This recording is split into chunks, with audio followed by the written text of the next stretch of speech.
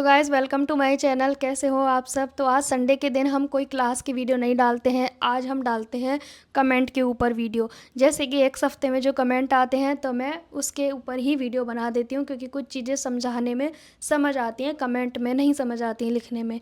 तो एक कमेंट आया था, मैम फ्यूज़ पेपर क्या होता है। तो फ्यूजिंग ये होती है जैसे कि ये ना चिपक जाती है, ये कागज़ टाइप की होती है और एक तरफ इसमें दाने होते हैं और इसे हम जब कपड़े पे चिपकाते हैं ना किसी अस्तर पे जिस पे हमें नेक बनाना है, तो उस पे ये चिपक जाती है। अच्छे से प्रेस कर दो, दाने वाली सतह कपड़े पे होनी चाहिए, फिर आपको इस पे प्रेस करनी है तो ये अच्छे से चिपक जाती है और ये आप देख सकते हो।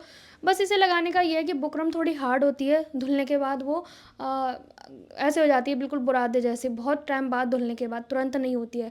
हम बुकरम का भी यूज़ करते हैं और हम इस फ्यूज़ का भी यूज़ करते हैं।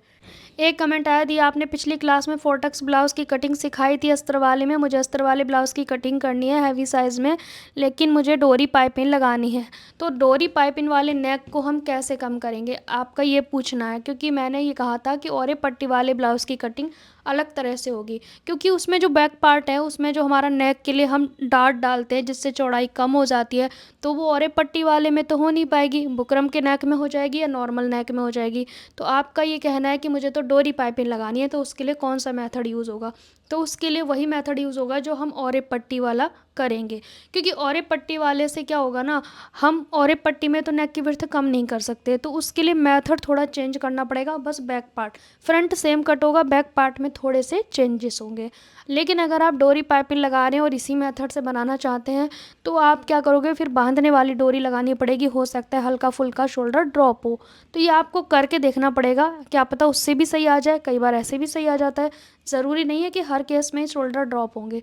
और बहुत सारे लोग औरे पट्टी वाले ब्लाउज़ की कटिंग मांग रहे हैं, तो वो बैक पार्ट में थोड़ा सा चेंजेस होगा, बहुत माइनर सा, ज़्यादा चेंज नहीं होगा, क्योंकि वो डार्ट हम ऊपर से नहीं निकाल सकते, तो उसके लिए थोड़ा तरीका चेंज होगा, शोल्डर कैसे कम किया जाए। ठीक है।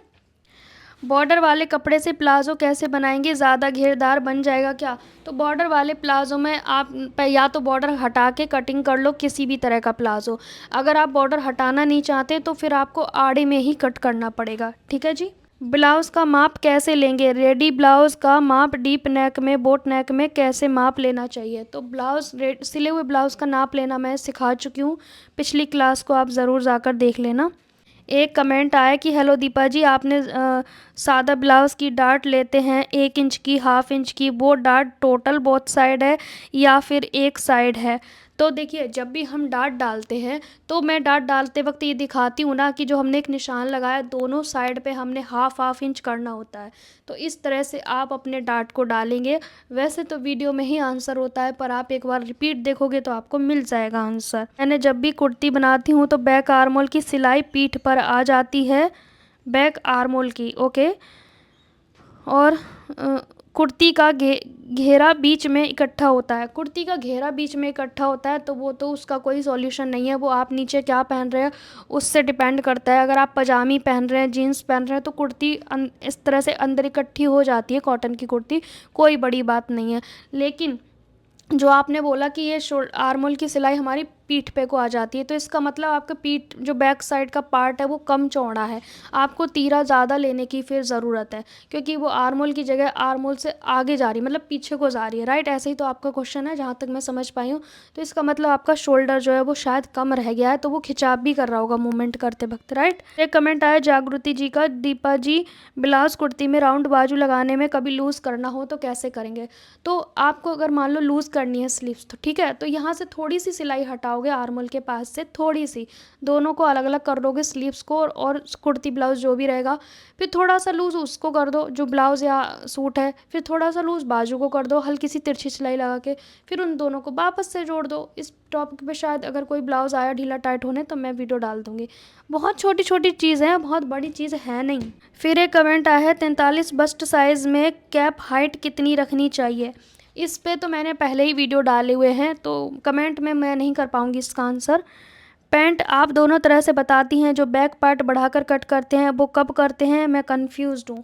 तो आप ज़्यादा कंफ्यूज हो रहे हैं तो आप सिंपल सा जो मैं चारों पार्ट एक जैसे कट करती हूँ वही सीखिए, क्योंकि उसमें हम दोनों तरह से बना सकते हैं। चाहे आप फ्रंट में बेल्ट और बैक इलास्टिक का बनाएं, चाहे फुल इलास्टिक का बनाएं, तो आप उसमें बना सकते हैं ईजिली। ठीक है।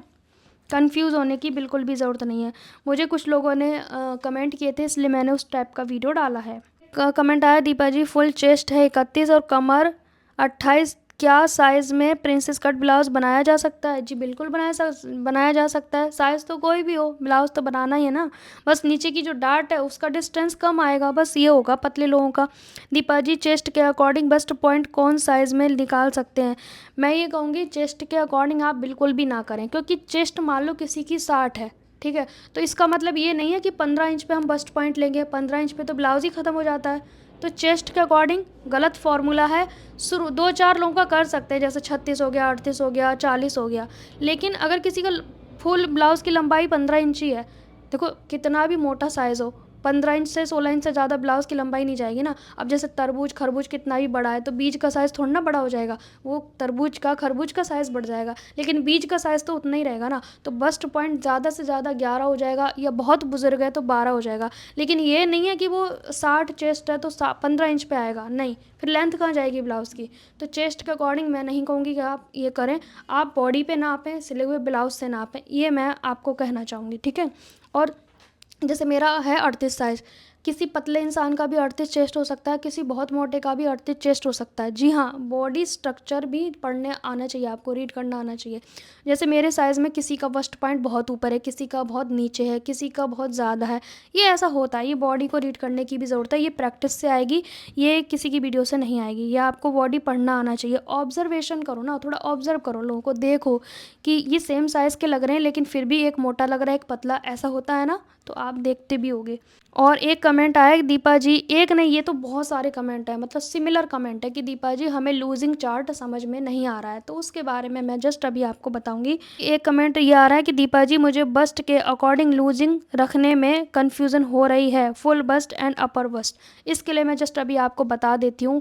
और बहुत सारे लोग चार्ट के बारे में बोल रहे हैं कि आप चार्ट कब तक रेडी करके दोगे, हमें परचेज़ करने हैं। तो चार्ट पे काम चल रहा है, क्योंकि मुझे एक तो टाइम नहीं मिल पाता है इसीलिए, और मैं कुछ चीज़ें पहले प्रिंट करवा के आपको दिखाऊंगी, फिर आपको समझ आए तो आप ख़रीद लेना, नहीं समझ आए तो कोई बात नहीं, किसी से कोई ज़ोर ज़बरदस्ती नहीं है। बट कुछ चीज़ें प्रिपरेशन करने में टाइम लगता है। पहले मैं डिज़ाइन कर रही हूँ, फिर उसको प्रिंट करवाऊँगी, फिर जाके मैं आपको दिखाऊँगी, फिर जाके आप ऑर्डर कर सकते हैं, चाहे वो PDF हो चाहे फिर हार्ड कॉपी हो, ठीक है जी। तो सबसे पहले लूजिंग चार्ट के बारे में थोड़ी सी डिटेल में बात कर लेते हैं। यहाँ पे मैंने लूजिंग चार्ट निकाल लिया है आपको समझाने के लिए। लूजिंग चार्ट कैसे समझना है, लूजिंग चार्ट के लिए हमें ये पता होना चाहिए कि आपकी नेक की डेप्थ क्या है। चाहे फ्रंट की, अभी अगर आप फ्रंट की ड्राफ्टिंग कर रहे हैं तो फ्रंट के लिए चार्ट देखोगे, बैक की ड्राफ्टिंग कर रहे हैं तो बैक के लिए चार्ट देखोगे। अगर आप ये सोच रहे हो कि बस मैं चार्ट एक बार देख लिया, उसी से मैं फ्रंट की और बैक की कटिंग कर लूँगी, बिल्कुल भी नहीं चलेगा। आपको लग रहा है कि मैं 4th पार्ट किया और फ्रंट की भी सेम कटिंग कर ली, रख के बैक पार्ट की भी कटिंग कर ली, बिल्कुल नहीं चलेगा। अगर नेक के साइज़ दोनों अलग हैं तो दोनों की अलग ड्राफ्टिंग होगी ना। अगर एक बच्चा छोटा है एक बच्चा बड़ा है, उसको पानी थोड़ा दोगे, उसको ज़्यादा दोगे, क्योंकि उसकी बॉडी उतना मांगेगी, उतना ही दोगे ना जितना मांगेगी। आप सबको सेम नहीं दे सकते। छोटा बच्चा और मैं एक बराबर खाना नहीं खा सकते, तो जिसकी जितनी नीड है उसको उतना ही दोगे ना, उससे ज़्यादा तो नहीं दोगे, ठीक है। तो अगर आपको दोनों पार्ट में अलग अलग नेक बनाने हैं तो नेक डिसाइड करेगा कि लूजिंग कितनी डलेगी या नहीं डलेगी या माइनस होगी। ये सारी चीज़ें क्या डिसाइड करेगा, नेक। तो पास से देखेंगे।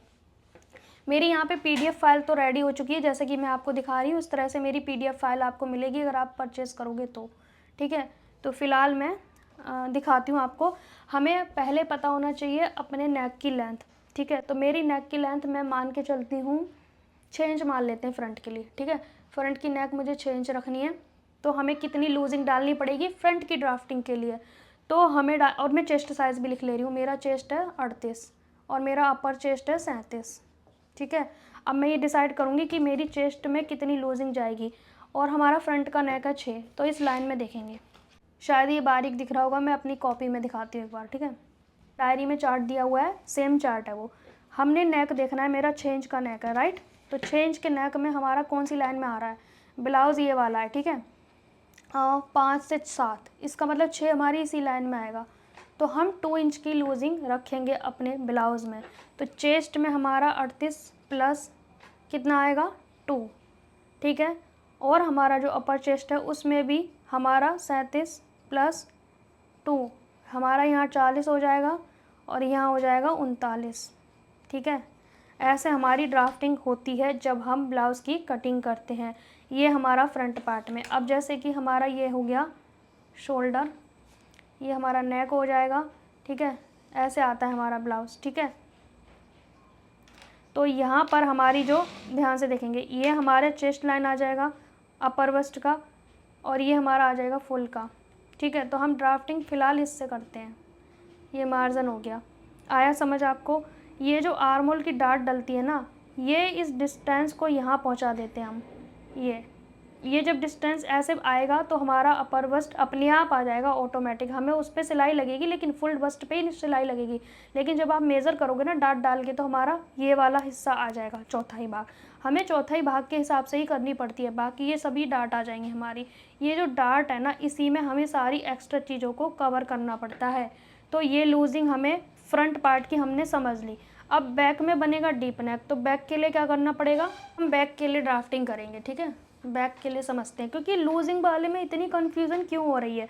मुझे लगता है कन्फ्यूज़न उसी को हो रही है जो प्रैक्टिस नहीं कर रहा। एक बार पेपर प्रैक्टिस करो तो सही, दोनों पार्ट की ड्राफ्टिंग करो तो सही, फिर उसे देखो क्या मैंने सही ड्राफ्टिंग की। अगर आप पेपर पे परफेक्ट हो गए तो आप कपड़े पे कटिंग करोगे, अदरवाइज़ जब तक पेपर पे प्रैक्टिस नहीं हुई तब तक आप कपड़े पे कटिंग नहीं करोगे, ठीक है। क्योंकि पहले पेपर पे तो पास हो जाओ।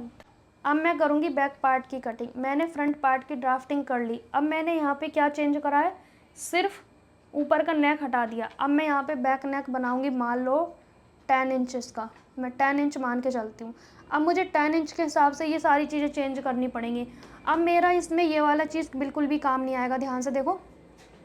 10 इंच में हमें ये वाली चीज़ की ज़रूरत नहीं है, चेस्ट की ज़रूरत नहीं है, सिर्फ अपर चेस्ट की ज़रूरत है, वो भी जिसमें हमने कुछ प्लस नहीं किया है। अब हमारा बैक नेक डिसाइड करेगा कि ये प्लस होगा भी या नहीं होगा। अब ये चीज़ भूल जाओ कि हमने इसमें प्लस कर रखा है, इसकी अब ज़रूरत नहीं है क्योंकि ये फ्रंट पार्ट में यूज़ हुआ था। क्या चाहिए, ओनली अपर चेस्ट, सिर्फ अपर चेस्ट, ठीक है। कि बैक में हमारी चेस्ट नहीं होती है गाइस, ओनली अपर चेस्ट, वो भी बिना लूजिंग के। अब लूजिंग ये डिसाइड करेगा नेक कि लूजिंग डालनी है नहीं। अब देखो यहाँ पे 10 से 12 इंच की लाइन में आ रहा है हमारा नेक, ये इस लाइन में आ रहा है। तो इसके सामने जो ब्लाउज़ लिखा है, ये ब्लाउज़, ये वाली लाइन, इसमें क्या लिखा है, माइनस, मतलब कि प्लस तो दूर की बात है, उल्टा माइनस करना है। अब कैसे देखते हैं, देखो ध्यान से, थोड़ा पास से देखो। ये हो गया हमारा शोल्डर, ठीक है। बैक पार्ट की ड्राफ्टिंग चल रही है, आप ऐसा मान सकते हैं। ये हमारी बैक पार्ट की ड्राफ्टिंग है, ठीक है। ये हमारा नेक आ जाएगा 10 इंच का, ठीक है। अब ये कितना लेना है, हमारे पास 37 है, तो 37 का चौथाई भाग आता है 9.25, कितना, 9.25। हमारा जो बैक पार्ट है वो 9.25 आ रहा है, ठीक है। ये कितना आ रहा है, 9.25। यहाँ पे एक निशान लगा लेते हैं आपको समझाने के लिए, लेकिन हमें इसमें से आधा इंच और माइनस कर देना है, क्योंकि हमारा चार्ट क्या कह रहा है, आधा इंच माइनस करो। तो हम करेंगे, हम प्लस की बजाय माइनस करेंगे, मतलब जितना मेज़रमेंट है उसमें से भी हम माइनस करेंगे, तो हाफ इंच हमारा यहाँ पे आ रहा है, ठीक है। तो अब हमारी असली ड्राफ्टिंग ये वाली होगी, ये नहीं होगी, इस तरह से आएगा। और यहाँ पे लेंगे कमर का चौथाई भाग और 1 इंच की हमारी डाट डलेगी, ठीक है। तो ये हमारी होगी बैक पार्ट की ड्राफ्टिंग। अब मैं ये कहना चाह रही हूँ कि बैक पार्ट बनाओगे तो बैक पार्ट की चार्ट यूज़ होंगे, जैसे लूजिंग कितना रखना है, रखना भी है या नहीं रखना है। बैक पार्ट अगर पैक नेक है तो बहुत सारी लूजिंग रखनी पड़ेगी। पैक नेक अभी मैंने सिखाया नहीं है, तो उसकी बात हम क्यों करें, अभी नहीं करेंगे। सिर्फ मैं आपको सिखाना चाह रही हूँ, उलझाना नहीं चाह रही हूँ। आपको सीधी सीधी 2-3 चीज़ें करनी है, लेकिन मुझे ऐसा लग रहा है कि ये क्वेश्चन उन्हीं का है जो प्रैक्टिस नहीं कर रहे हैं, जो बस वीडियो देख के बेड पे बैठ के ओनली कमेंट कर रहे हैं। क्योंकि आप प्रैक्टिस करते होते ना इस तरह से, तो आपको समझ आता कि कौन सी चीज़ कहाँ पे अप्लाई होगी, राइट। ड्राफ्टिंग करने से पहले ये डिसाइड कर लो कि नेक कितना बनेगा, नेक डिसाइड करेगा लूजिंग कितनी डालनी है। अब 10 इंच का नेक है तो लूजिंग माइनस करनी है उल्टा, चेस्ट से नहीं, चेस्ट का तो काम है ही नहीं बैक में चेस्ट है, मेरे तो है नहीं, इसका मतलब बैक में चेस्ट का कोई काम नहीं है, तो हम क्यों उसका यूज़ करें। भूल जाओ चेस्ट कितनी थी, है ही नहीं, ये सोच लो है ही नहीं, क्योंकि मेरे तो है नहीं। अगर आपके है तो आप ड्राफ्टिंग कर सकते हो, इतना सिंपल है, ठीक है। कहने का मतलब है जैसा आपका मेज़रमेंट है उसके हिसाब से ड्राफ्टिंग करनी है। हमें चाहिए क्या, अब यहाँ पे मैं आपके किसी भी साइज़ की बात कर लेती हूँ। किसी की 34 है अपर बस्ट और 36 है फुल बस्ट, तो बैक पार्ट की ड्राफ्टिंग किस हिसाब से होगी, 34 के हिसाब से। और गले की लंबाई आप 10 रख रहे हैं तो 34 तो आप रखोगे 8.5 चौथाई भाग। हाफ इंच और कम कर दोगे, क्योंकि 10 इंच में भी वही चार्ट चलेगा, चाहे आपका चेस्ट साइज़ कुछ भी हो। तो आप मेरी तरह ही ड्राफ्टिंग करोगे, बस आपका साइज़ चेंज हो जाएंगी, आपकी जो ब्लाउज़ बनाओगे वो बस यहाँ पे साइज़ चेंज हो जाएंगे। मैंने बस मेथड बताया आपको, ठीक है। हमें बैक पार्ट बनाने के लिए क्या क्या चाहिए होगा, हमें चाहिए होगी रेडी लेंथ, ठीक है, मेरी जैसे 15 है। हमें चाहिए होगी अपर बस्ट, ओनली अपर बस्ट, ठीक है, हमारी है 37। और हमें क्या चाहिए, शोल्डर चाहिए होगा, 15 है मेरा। कमर कितनी है, 33। ये किसके लिए चाहिए, हमें बैक पार्ट के लिए। और फ्रंट के लिए हमें एक चीज़ ज़्यादा चाहिए होगी, पहले चाहिए होगी रेडी लेंथ, दूसरी चाहिए अपर बस्ट 37, फिर चाहिए हमें फुल चेस्ट, ये हमारा 38, फिर चाहिए हमें शोल्डर 15, फिर चाहिए हमें कमर। इसमें हमने चेस्ट एक्स्ट्रा लिया और बाकी सारी चीज़ें सेम रहेंगी, आर्म होल शोल्डर सब सेम रहेंगे ना, इसमें तो कोई चेंजेस करना नहीं है, ठीक है। एक कमेंट ये भी आता है कि आप बैक वाले आर्म होल की गोलाई नहीं करते हो, एक्स्ट्रा नहीं लेते हो, वो आप भूल जाएं। अगर आपको परफेक्ट प्रोफेशनल तरीका सीखना है ना, तो आप इसी मेथड से करें। देखो, पहले मैं ये तरीका इसलिए नहीं सिखाती थी क्योंकि कुछ लोगों को ये तरीका बहुत कठिन लगता है, लेकिन बहुत सारे लोगों ने मुझे कमेंट किया कि मुझे हमें सीखना है, आप चाहे कितना भी कठिन तरीका हो आप हमें सिखाइए। तो ये वो प्रोफेशनल तरीका है जिसकी फ़ीस लाखों में लेते हैं लोग, जो मैं आपको फ्री में सिखा रही हूँ। और जो लोग कह रहे हैं मुझे कि आप पहले वाले मेथड से सिखाइए जो 4 फोल्ड किया और ब्लाउज़ की कटिंग की, तो उससे फिर आपकी प्रॉब्लम सॉल्व नहीं होंगी। तरीका वो भी अच्छा है, बस आपको डोरी बांध के पहनना पड़ेंगे ब्लाउज़, जैसे कि गाँव में सब लोग डोरी लगाते हैं ना टेलर लोग, तो वही करना पड़ेगा। मेरा कहने का मतलब है कि आप दोनों तरीके सीखो, प्रोफेशनल भी सीखो और नॉर्मल भी सीखो, जो आपको सही लगे वो आप कर दो। बात वहीं की वहीं है, अगर आप एक साथ कटिंग कर रहे हो तो आप चारों पार्ट में मतलब बैक और फ्रंट सेम कट कर रहे हो। इसमें क्या है, हमारी फ्रंट ज़्यादा हो जाती है, बैक कम हो जाती है, और कोई रीज़न नहीं है।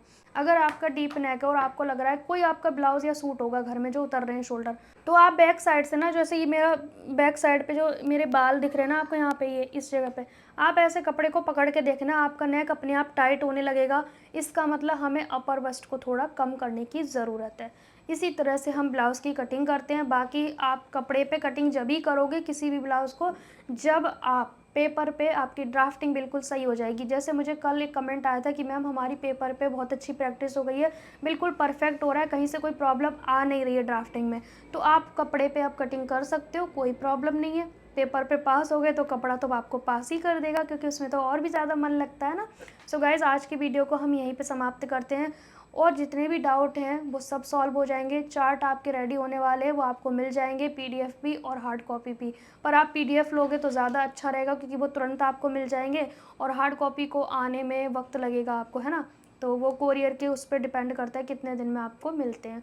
सो गाइज़, मिलेंगे नेक्स्ट टाइम। अगली इन्फॉर्मेशन मैं आपको दे दूँगी जल्दी कि चार्ट आपको कब तक मिल जाएंगे। मिलेंगे नेक्स्ट टाइम, तब तक के लिए बाय बाय।